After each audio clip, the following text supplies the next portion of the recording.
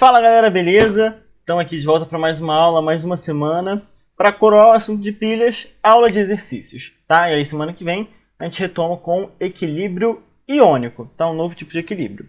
Beleza? Então, espero que com 4 exercícios que eu selecionei para a aula de hoje, a gente consiga sanar a maior parte das dúvidas e ver como que a gente coloca em prática as pilhas. Lembrando, qualquer dúvida, me chamem, colhem nos plantões, que a gente vai resolvendo isso juntos, tá? A lista com os exercícios da aula de hoje está disponível para vocês também. Então, tentem depois para poder realmente fixar esse conteúdo, beleza?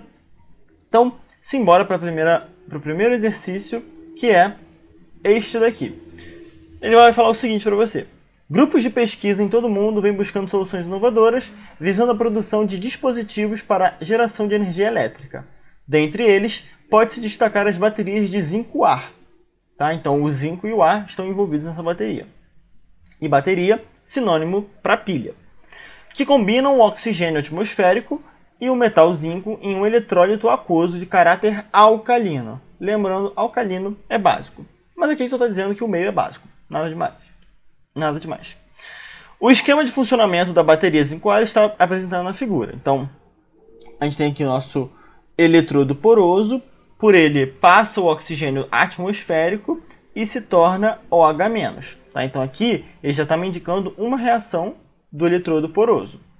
E aí tem aqui uma membrana separadora. Tá? Então é só para separar um polo do outro polo. Tá? E a gente vai descobrir qual lado é o que? Ânodo ou cátodo. E aí deste lado direito aqui, a gente tem um eletrodo de zinco e o ZnO4 OH4, 2-, tá? A gente vê que não tem nada aqui, mas olha, tem zinco no produto, que ele está no final da seta, e o eletrodo de zinco. Então a gente já fica com o pé atrás para saber se esse eletrodo vai ou não participar da reação.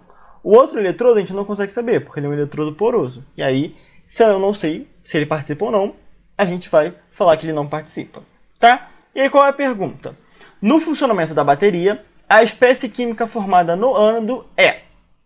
Então, ele te deu o esquema, ele quer que você identifique quem é o ânodo, e identificando quem é o ânodo, ele quer saber quem está sendo produzido. Ou seja, no ânodo ocorre a oxidação. Você vai ter um composto X sendo oxidado. Ele quer saber quem é esse produto da oxidação de X.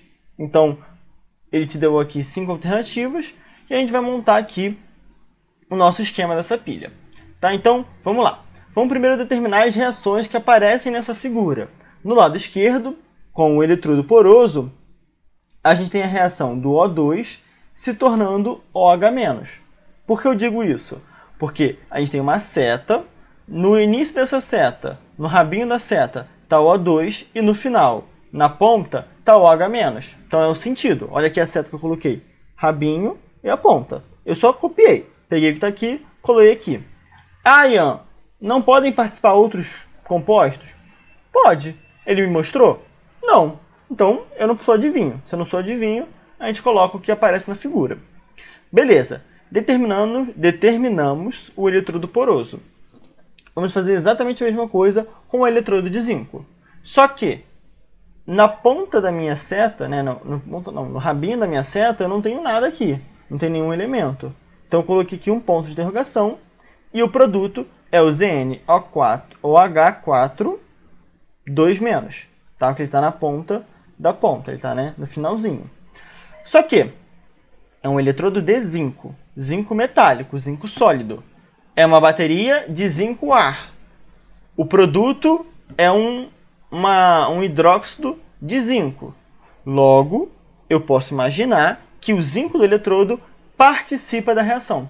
Ele tem que participar, senão eu não consigo preencher essa reação. E aí eu preciso ter as reações preenchidas para poder responder onde está o ânodo, onde está o cátodo. Beleza? Então, se o eletrodo ele é de zinco metálico, ele participa da reação, ele vai me prover o reagente Zn sólido. E aí eu posso colocar ele no lugar do asterisco do ponto de interrogação e eu vou ter esta reação aqui. Eletrodo de zinco com zinco sólido formando ZnOH4, 2-. Tá? Então, eu defini as duas reações. Agora eu vou olhar para a natureza dessa reação.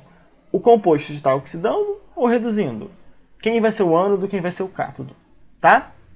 Então, de início, no eletrodo poroso, a gente pode perceber que é uma reação de redução. Por quê? O O2, o oxigênio, está saindo de O2. Como é o oxigênio sozinho, ele vai ter o NOx zero. Para o oxigênio no formato da hidroxila, OH-. O OH-, o hidrogênio, tem NOx mais 1, e o oxigênio, NOx menos 2. Tá? E aí o menos 2 com mais 1 gera essa carguinha menos 1. Tá? Ou seja, o oxigênio está saindo do NOx zero para o menos 2. Está diminuindo o NOx. Se está diminuindo o NOx, ele está recebendo elétron, ele está reduzindo. Então, o eletrodo poroso é um eletrodo que mostra a reação de redução. É o cátodo, que no cátodo ocorre a redução. E para a pilha é o polo positivo. Tá? Beleza. Agora, o eletrodo de zinco, como o outro é redução, ele deve ser oxidação. Tá? Porque sempre um é o inverso do outro. Porque você nunca vai ter uma pilha com duas reduções ou duas oxidações. É sempre ou um reduz e o outro oxida. Sempre essa mudança. Beleza? Mas a gente pode comprovar isso até pela reação que a gente formou. Né? Porque a gente vai ter o zinco sólido metálico, então é o NOx zero, que ele está sozinho, e o zinco junto com hidroxila. Quando o zinco se junta a outros elementos, como ele é um metal, geralmente ele vai perder esse elétron. Tá? Porque os metais eles são pouco eletronegativos. Então, entra numa reação, eles geralmente vão liberar esse elétron. Liberar elétron é oxidar. Oxidar é aumentar o NOx. E o NOx do zinco, nesse composto aqui com a hidroxila, é mais 2. Por quê? Olha só, NOx, como que a gente determina? A carga do composto é sempre igual à soma dos NOx. A carga aqui é menos 2. E a hidroxila é menos 1, o NOx dela. Qual que vai ser o NOx do zinco? Então vai ser menos 2 igual NOx do zinco mais 4 vezes o NOx da hidroxila. Menos 2 igual a zinco vezes... menos 2 igual a zinco menos 8. Certo? Menos 4, desculpa. Menos 4. Porque são 4 hidroxilas e cada hidroxila é menos 1. Então 4 vezes menos 1, menos 4. Então, recapitulando, menos 2 igual a zinco menos 4. Passa o menos 4 para o outro lado, ele fica mais 4. Mais 4 com menos 2, sobra 2 positivos. Então, o zinco é mais 2. Tá? A gente poderia fazer essa continha aqui, mas você pode lembrar de cabeça que o zinco ele tem ou NOx zero ou NOx mais 2. Tá? É sempre um ou outro, beleza? Então, se ele está saindo do zero, ele vai ter que ir para o mais 2. E aí ele vai estar oxidando, beleza? Se ele oxida, ele está no ânodo. Ou seja, o nosso eletrodo de zinco, né, o lado direito, é o lado do ânodo, porque é o lado da oxidação. Beleza? Mas o que a questão me pediu? Qual é a espécie química formada no ânodo? O ânodo é o lado direito, é o lado do zinco. Quem que é o produto dessa reação que acontece no lado direito? Vamos olhar aqui a nossa reação. A gente tem o zinco metálico formando esse composto de zinco aqui com hidroxila. Ou seja, esse composto do zinco com a hidroxila é o nosso produto do ânodo. Então, ele é a espécie química formada. Ou seja, letra E. Tá?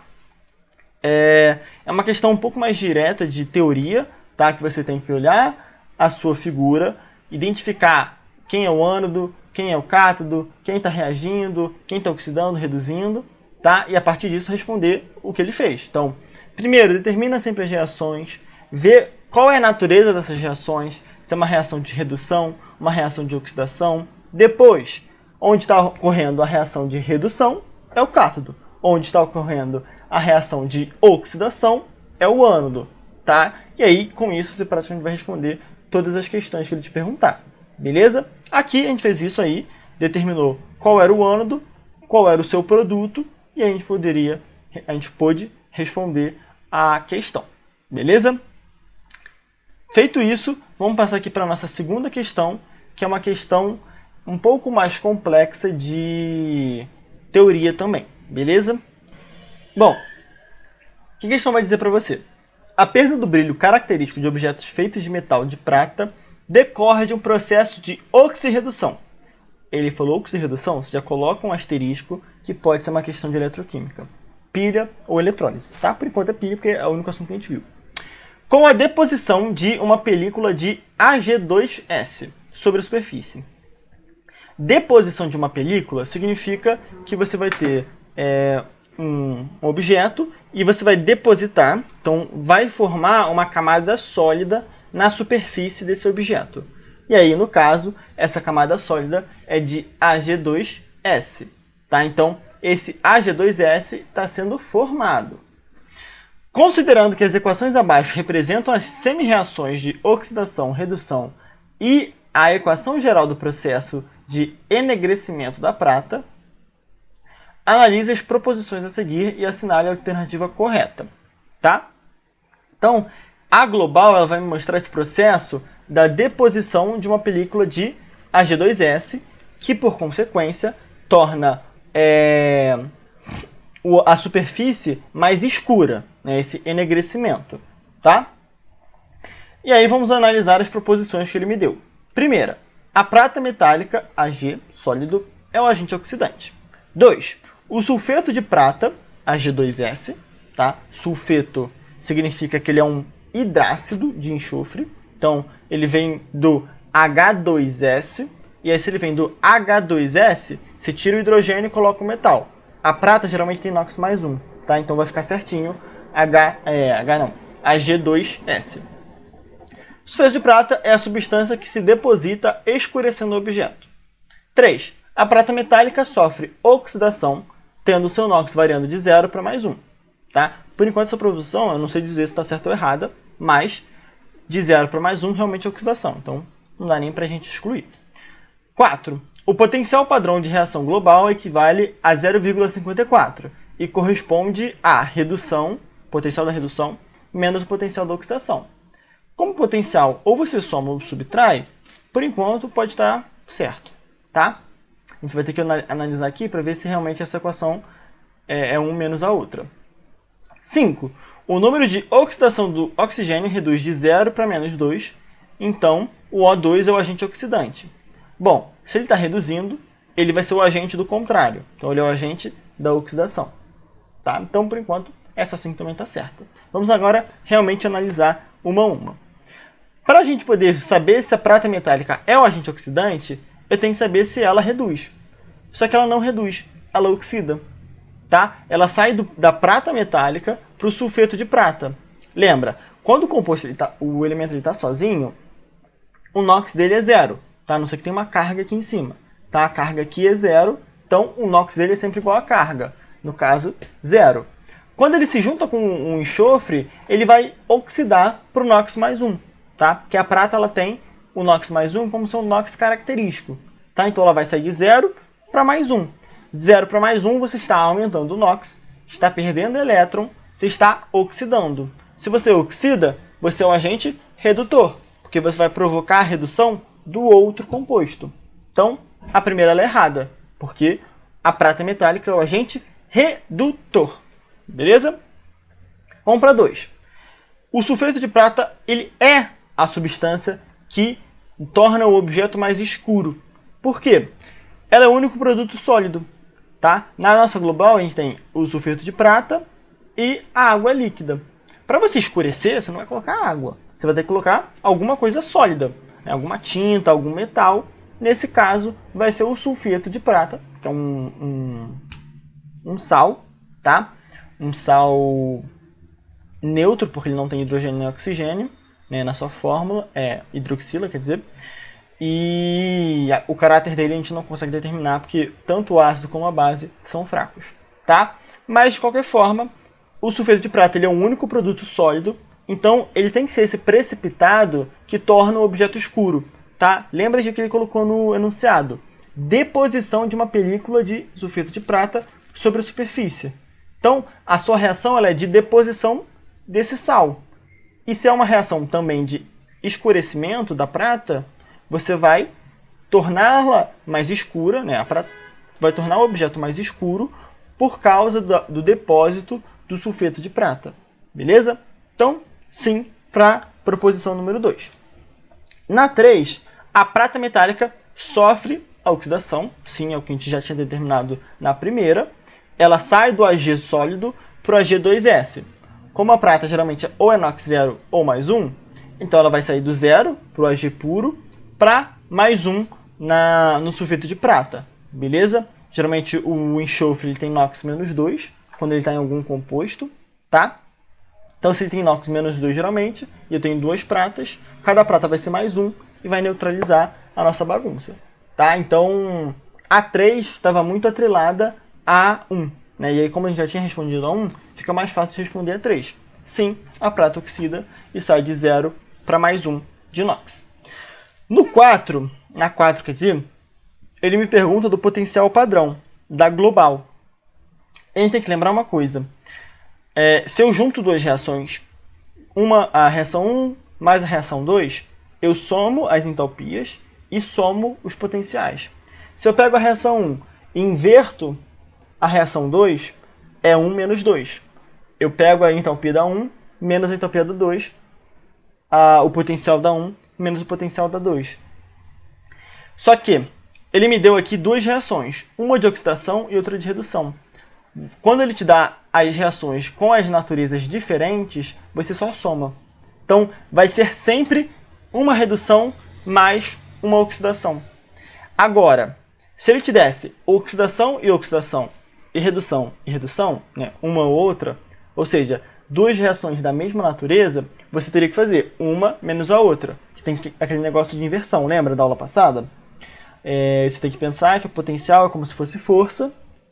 Então, aquela reação que tem maior potencial tem maior força para acontecer naquele sentido. E a outra inverte. Tá? Então, nesse caso, o potencial ele não vai ser 0,54. Porque ele não é o potencial da redução menos da oxidação. Tá? Como são naturezas diferentes, redução e oxidação, você soma. O nosso potencial é potencial de redução mais o potencial de oxidação. Ou seja, 0,69 mais 1,23, que pela continha que eu coloquei aqui embaixo em roxo, dá 1,92 volts.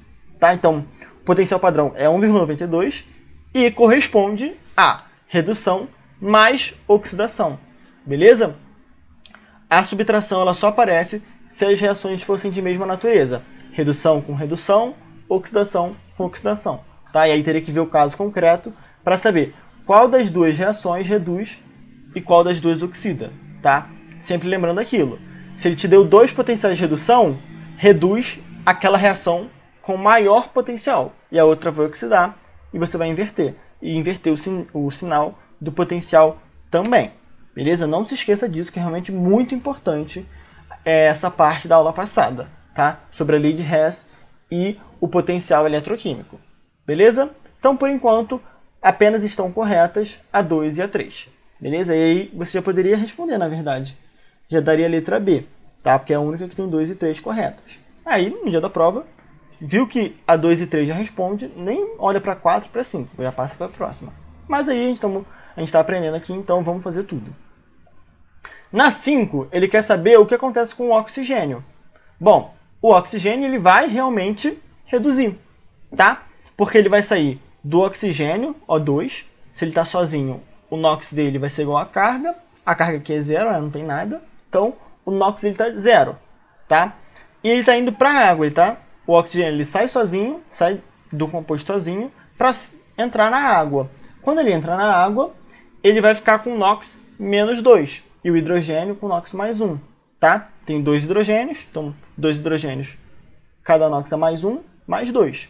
E aí eu só tenho um oxigênio, menos 2 é o NOx dele. Tá? Então, ele está reduzindo, ele está saindo do NOx 0 para o menos 2.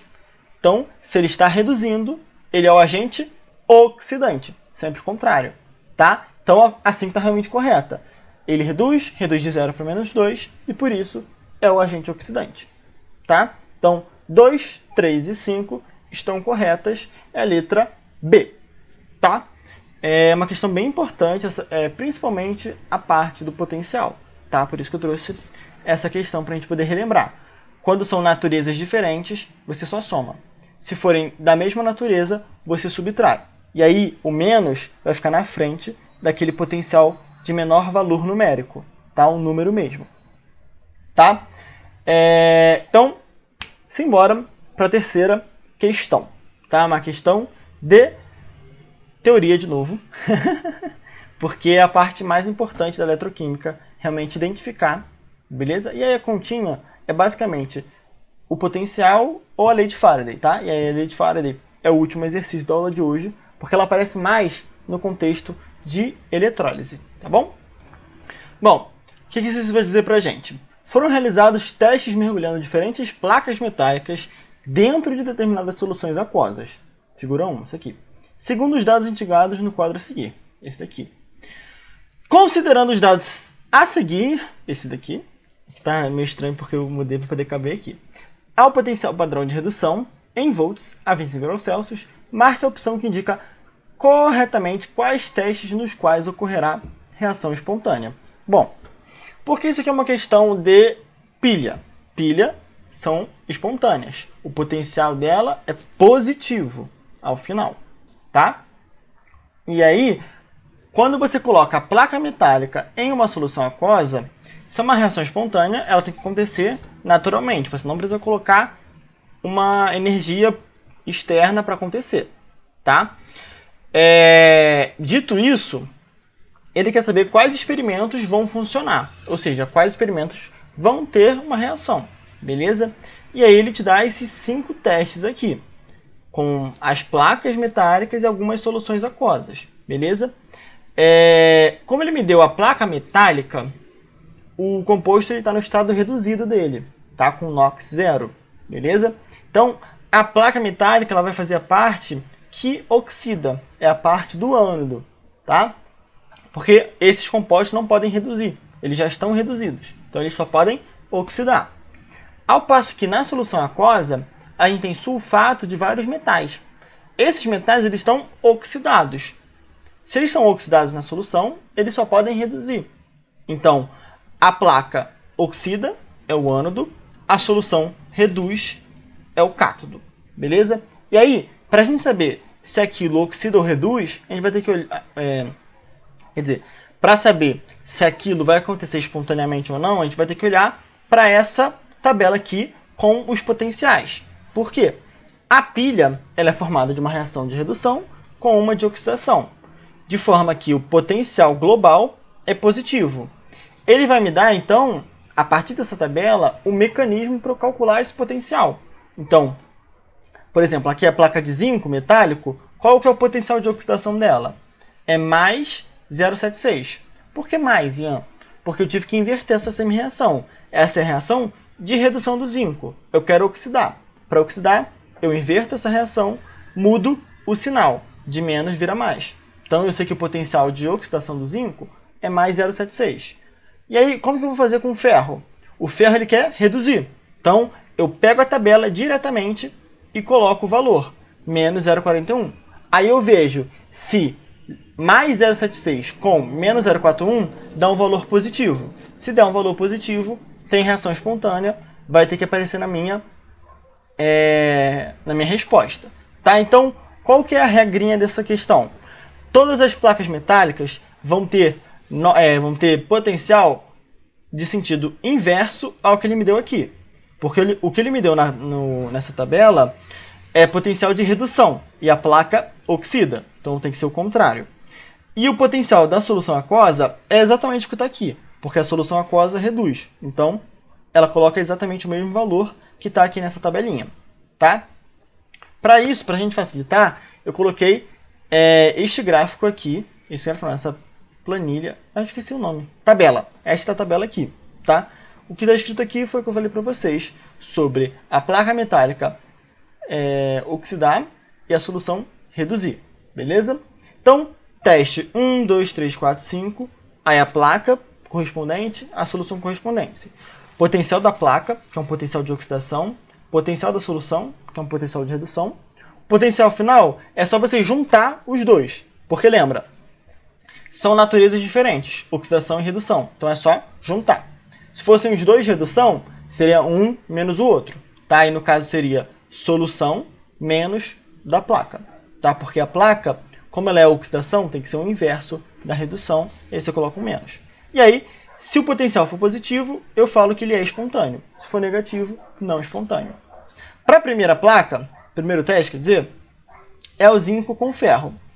Então aqui, lembrando, a coluna da placa, a gente tem que inverter o sinal. A coluna da solução, a gente mantém o sinal. O zinco é 0,76 negativos, então vai entrar positivo. O ferro é menos 0,41, então mantém menos 0,41. Mais 0,76 com menos 0,41, sobra mais 0,35 volts. Se é positivo, é espontâneo, tem reação, é pilha. Segundo teste, cobre com zinco. O cobre ele é mais 0,34 para reduzir. Como ele está oxidando, menos 0,34. O zinco está reduzindo. É menos 0,76, menos 0,76. E aí, menos com menos, dá menos. Não precisa nem fazer a conta, porque se você já sabe que o sinal no final ele é negativo, é uma reação não espontânea, porque o potencial é negativo. Tá? E no caso é menos 1,10 volts. Terceiro teste é o ferro oxidando. Então a gente pega aqui, menos 0,41 é quando ele está reduzindo. Se eu quero que ele oxide, vai virar mais 0,41. A prata está reduzindo. Então é só copiar, mais 0,8, mais 0,8. E aí, mais 0,41 com mais 0,48 é mais e mais, não precisa nem saber o valor, o final vai ser positivo, mais 1,21 volts, se é positivo, é espontâneo. Então, por enquanto, A1 e A3 são espontâneas e a gente já pode responder, porque eu sei que A2 não é. E aí só sobra a letra A, beleza? Mas aí vamos ver A4 e A5 também. Na 4 é prata reduzindo. A prata oxidando. Para reduzir é mais 0,8. Para oxidar, menos 0,8. E o cobre reduzindo. O cobre para reduzir é mais 0,34. Então é menos 0,8 com mais 0,34. O negativo é maior. Então o resultado é menos 0,46 volts. Se é negativo, não espontâneo. 5 é o estanho oxidando. Então SN. Se reduzindo é menos 0,14, oxidando é mais 0,14. E o ferro reduzindo, só copiar, menos 0,41, menos 0,41. Então, mais 0,14 com menos 0,41, menos 0,27 é não espontâneo, tá? O que a gente fez nessa questão? A gente simplesmente inverteu os sentidos dos potenciais de redução para colocar na placa, porque a placa está oxidando, tá? Porque ela tem o metal já reduzido, então ele precisa oxidar. E aí a gente juntou esse potencial de oxidação com o potencial de redução. Como ele quer reações espontâneas, ele precisa que o potencial final dessas duas reações juntas seja positivo. E aí a gente fez essa tabelinha para ver cada uma das misturas, né, cada uma das junções de reação, para ver se dava positivo ou negativo. Se dava positivo, espontâneo. Se dava negativo, não espontâneo. Tá? É uma questão que essa lógica ela não é tão clara assim. Tá? Porque ele não te diz que a placa oxida e a solução reduz. Mas você teria que interpretar isso a partir do que ele te deu. Se ele te deu que a placa metálica, o composto ele já está reduzido. Ele vai ter que oxidar. Se a solução ele te deu uma solução aquosa de um metal, esse metal já está oxidado. Então ele precisa reduzir. Tá? Sempre que um eletrodo entra numa reação, ele vai entrar para ser oxidado. Tá? Sempre, assim, 99% das vezes. Tá? Porque geralmente o eletrodo é um metal. E aí o metal, quando ele entra na placa e entra na reação, ele entra oxidando, tá? Então, a placa metálica aqui é como se fosse um eletrodo de uma pilha, né? Com o negócio bonitinho, completo, tá? Nesse caso aqui, a gente só tem um dos lados da pilha. Mas já é suficiente para acontecer, porque a solução reduz e a placa oxida. E aí já caracteriza a pilha. Se eu colocasse um fio elétrico aqui, eu conseguiria extrair energia, tá? Questão bem interessante para a gente fixar essa questão de quem reduz e de quem oxida, tá? E aí aqui a gente determinou isso a partir da própria natureza, tá? Não precisa nem olhar para o potencial para saber que a gente é um potencial maior ou menor, tá? Dito isso, vamos para a nossa quarta e última questão, que é uma questão de lei de Faraday, tá? Bora lá. Uma empresa de galvanoplastia, tá?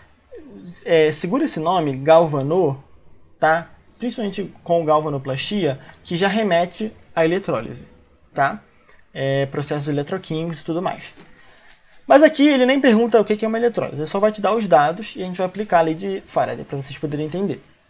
Então, uma empresa de galvanoplastia produz peças especiais recobertas com zinco. Então, como ela faz? Ela coloca o objeto, coloca ele conectado como se ele fosse um eletrodo, tá? Então coloca um fio elétrico nele, liga o sistema, né? Então coloca uma bateria para poder alimentar a sua eletrólise, e aí o metal, no caso o zinco, vai se depositando em cima do seu objeto. É assim que eles fazem, por exemplo, um anel folheado. Tá? Eles colocam um anel de prata, colocam na solução o ouro oxidado, já joga bateria, né? Joga energia elétrica, o ouro reduz e gruda em cima do eletrodo, que aí no caso é um anel e fica bonitinho, fica bem dourado, tá?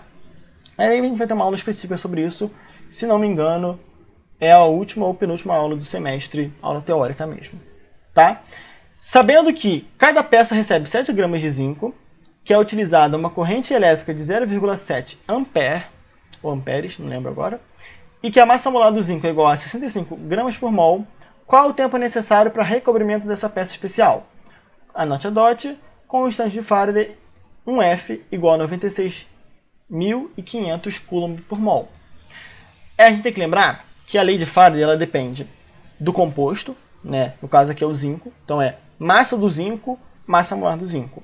Depende da corrente, o tempo que essa corrente vai ficar ligada, a carga do composto, né? Então quantos elétrons ele vai precisar para reduzir? 2, 3, 5 elétrons? Então essa é a carga e a constante de Faraday, porque a constante de Faraday ela me diz qual é a carga de um mol de elétrons, tá?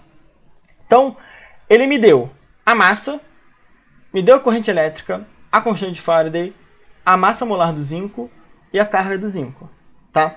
Tudo bem que ele não deu a carga do zinco assim de forma explícita, mas como ele disse que é o zinco, e o zinco ele só tem um NOx, né? Ou é 0 ou é mais 2, então é um NOx, porque todo mundo tem esse NOx 0, a gente já sabe qual é a carga dele, vai ser 2. Tá? E aí eu vou mostrar aqui a reação bonitinho. Então ele me deu todas as informações, menos a informação do tempo, que é a que ele quer. Então é uma questão de aplicação direta da lei de Faraday, para a gente poder descobrir qual que é o tempo de reação. Porque você vai ter uma equação com 6 coisas, dessas 6, 5 você sabe o valor, e você quer descobrir o valor da sexta. Então é uma equação com uma incógnita. Tá? Então, primeiro vamos ver qual que é essa carga do zinco, para vocês saberem do que eu estou falando. Tá? É essa daqui, essa reação. É o zinco 2+, que é o NOx dele oxidado, juntando com 2 elétrons para ficar reduzido. Tá? Então, cada zinco vai precisar de 2 elétrons. A carga dele é de 2. Tá? Aqui não importa se é negativo ou se é positivo. Tá? Você olha até aqui, tem um 2+. Então, a carga 2. Beleza? E aí, olha aqui essa tabelinha que eu coloquei aqui para a gente poder ter todos os dados juntos. A massa é 7 gramas, a massa molar 65, que ele disse aqui, 7 gramas de zinco, massa molar do zinco, 65 gramas por mol. A corrente elétrica I é 0,7 ampere, tá aqui. Constante Faraday 96.500, tá aqui. A carga do zinco é igual a 2, tá aqui. Com isso, a gente monta a nossa lei de Faraday. Então, relembrando, lei de Faraday, a massa do metal, ou do composto, né, enfim, é igual a corrente vezes o tempo, que isso significa carga, vezes a massa molar do mesmo composto, então zinco e zinco, sobre Faraday vezes a carga dele, porque isso vai me dar a carga total, né, de cada mol de reação, beleza? Então, eu sei o I, eu sei o MM, eu sei o F, eu sei o Z e eu sei o Mzinho. Eu só não sei o Tzinho. Então, substitui os valores e faz a conta. Colocando todos esses valores aqui nesta fórmula, a gente tem que 7, que é a massa, é igual a 0,7, corrente, vezes o tempo, que eu não sei, vezes 65, massa molar, sobre 96.500, Faraday, vezes 2, que é a carga. Tá? 7 com 0,7, vamos dividir os 2 por 7, vai ficar 1 e 0,1, e o resto igual. Tá? Aqui embaixo, 96.500 vezes 2 dá 193.000. Agora eu vou isolar o T, tá? Colocar ele do lado direito e o resto eu vou passar para o lado esquerdo. Então, se o 193.000 está embaixo, ele vai passar para cima, do outro lado. O 0,1 e o 65 estão em cima, eles vão passar para o outro lado embaixo. Então a gente vai ter esta situação. Quando eu tenho um número sendo divididos por 0,1, eu adiciono um zero em cima. tá? Então eu vou ficar com 1.930.000, tá? Eu coloquei um zero a mais em cima, porque dividir por 0,1 é como se eu estivesse multiplicando por 10, tá? Então eu vou ter 1.930.000 sobre 65. Isso, quando eu faço a divisão, vai ser mais ou menos 30.000 segundos. Para ser 30.000 certinho, tinha que ser 1.950.000. Só que aí, cara, quando você olha aqui as horas, o tempo, é um muito distante do outro. É 4 horas, 6 horas, 8 horas, 10 horas, 12 horas. Se tivesse tipo 10 e 11, ou duas questões com 10, duas alternativas com 10, aí teria que fazer bonitinho. Mas aí as questões elas te ajudam nessa conta, tá? Então, principalmente assim, muito difícil você não conseguir cortar as coisas bonitinho, né? Às vezes ele fala que a massa molar é 96,5 para poder cortar as coisas, tá? Então fica realmente uma conta mais fácil. Mas beleza, você faz aqui na calculadora agora 30.000 segundos. Sabendo que são 30.000 segundos, qual que é o tempo? Não tem nenhuma alternativa com 30.000 segundos. Tá tudo em hora e minuto. Então a gente tem que transformar esse segundo em hora. Mas primeiro, a gente transforma o segundo em minuto. Então, dividindo 30.000 por 60, dá 500 minutos bonitinho. Só que aqui não tem só minuto, é hora e minuto. 500 minutos divididos por 60, para dar em hora, vai dar 8 horas. Só que vai sobrar 20 minutos, tá? Porque 8 vezes 60 é 480, tá? Então, nesse 500 tem 8 coisas de 60 minutos, tá? Então, 8 horas. Só que vai sobrar 20. Então, 8 horas e 20 minutos. Você olha aqui a alternativa, não tem 8 e 20. Por que não tem 8 e 20? Porque a gente aproximou, tá? Então, qual que é o resultado mais próximo? 8 e 15. Tem algum outro próximo de 8 e 20? Tem uma 8 e meia? Tem um 8 e 25? Não tem. Só tem 8 e 15. Então, 8 e 20 é 8 e 15. Letra C. Tá? Entendido essa parte? Realmente, a lei de Faraday vai ser questões nesse sentido. Ele vai te dar quase todos os valores e vai te perguntar o que sobra. No caso, perguntou aqui o tempo, né? Geralmente ele vai perguntar o tempo ou a massa, tá? Porque a corrente, massa molar, Faraday e a carga, geralmente são coisas que você já sabe, tá? Porque se ele te dá o composto, né? Se ele te dá essa reação, ele já te deu a massa molar e já te deu a carga. Faraday é uma constante, então não muda valor. E aí a corrente é um dado que, pô, tanto faz, né? Então, geralmente, ele já vai te dar no enunciado da corrente, tá? Era mais ou menos o que eu queria trazer para vocês hoje. Foquem bastante naquela questão teórica de você calcular o potencial e de você saber quem é o ânodo, quem é o cátodo. Isso é essencial para a eletroquímica, de verdade, aqui, do coração. Se você tem que sair sabendo alguma coisa desse trio de aulas, é isso. Potencial e quem reduz e quem oxida, né? Quem é o ânodo e quem é o cátodo. Tá? Lei de Faraday a gente vai retomar quando a gente for falar de eletrólise, beleza? Então tem aí, depois tentem refazer os exercícios, que é muito importante. Falem comigo, tirem dúvidas, colhem nos plantões, que a gente vai ajudar vocês nessa batalha, beleza? Então é isso, gente. Até semana que vem. Beijão, bons estudos. Tchau, tchau.